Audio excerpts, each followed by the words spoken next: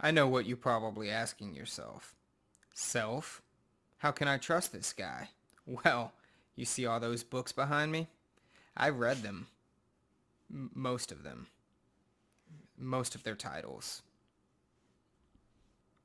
Now that I have earned your trust by being literate, let's talk politics. This photograph is from Monday, February 1st. It shows Joe Biden negotiating with Senate Republicans alongside his Vice President Kamala Harris. You'll notice Susan Collins sitting on the couch. She is a moderate Republican. The other awesome thing about this picture is Joe Biden's cool socks. Check those out. He's got little like wiener dog socks and they are awesome. So why were 10 Republican senators meeting with Biden in the first place? He talked a lot about unity in his inaugural speech and working for a bipartisan consensus, particularly around the COVID bill. And the reason why it is only 10 is also significant. If you have already learned from your teacher about the filibuster, then you should know that almost everything in the Senate actually requires 60 votes, not simple majority of 51. Or in the case right now, since there's 50 Republicans and 50 Democrats, a 50-50 split with Vice President Harris breaking the tie. So 60 votes actually ends a filibuster. A filibuster is a technique that is used to prevent or delay a vote from even happening. So 60 votes is a closure of the filibuster debate. So with 60 votes, you can pretty much pass what you want in the Senate. If you don't have those votes, then it's nearly impossible. So this is why 10 Republicans met with Biden. So if you look at these poll numbers right here, you'll see that a majority of Americans believe it should be a top priority to strengthen the economy. They also agree that dealing with the coronavirus outbreak and improving the job situation should be a very high priority.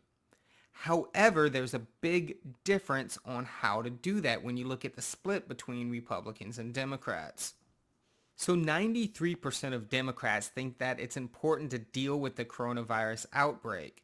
And you can infer from that that they believe dealing with the coronavirus outbreak is a precursor to making the economy run more smoothly, whereas that number is only 60% of Republicans or those leaning Republican. So even though for the most part there's not a big disparity between what they believe about improving the job situation or strengthening the economy, they do differ pretty greatly on the importance of reducing the deficit. This is why Joe Biden's $1.9 trillion plan is so much greater than the Republicans' $600 billion plan.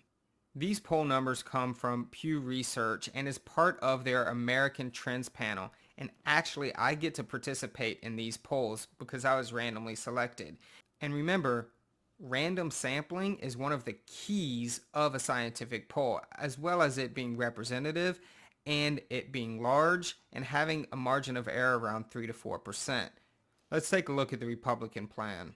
Now, the Republican plan has a lot of the same elements of the Biden plan, but they differ in the amount of money that they are willing to spend. Republicans propose to spend $160 billion on COVID pandemic response, whereas Biden's plan calls for $400 billion. Now, most of that money is either going to be in distribution and development of the vaccine or in testing and tracing. Another element that is the same but differs in the total amount of money is unemployment insurance. Now, Republicans are calling for $300 per week, while the Biden plan calls for $400 a week. The Republicans are proposing $20 billion for K-12 schools and helping them reopen safely, whereas the Biden plan proposes spending $130 billion. Republicans are proposing $1,000 paychecks to American citizens, whereas the Biden plan is calling for $1,400 checks. They also differ slightly on the parameters that are going to be set according to income levels. Now let's talk about some elements that are in Biden's $1.9 trillion plan that are not in the Republican plan at all. One of them is raising the minimum wage to $15. Now there's actually a practice FRQ that you can do on my AP Classroom. In another video we can go more in depth into that if you'd like, but you can always ask your teacher to go over it with you in class.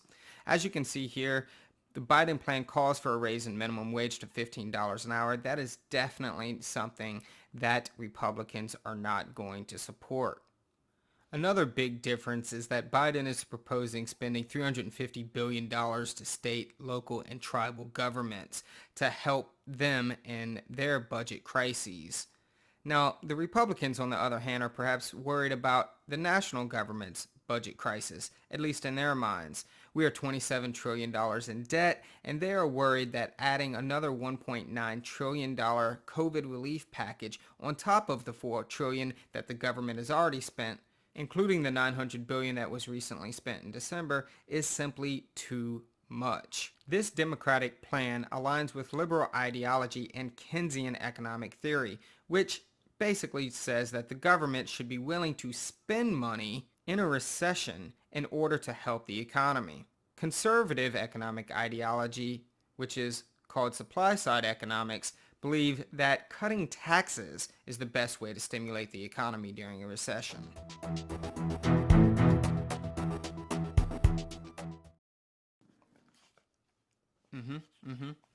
Yep. Yeah. Yeah. Okay. I've received breaking news that there is no breaking news. This will be a continuing story.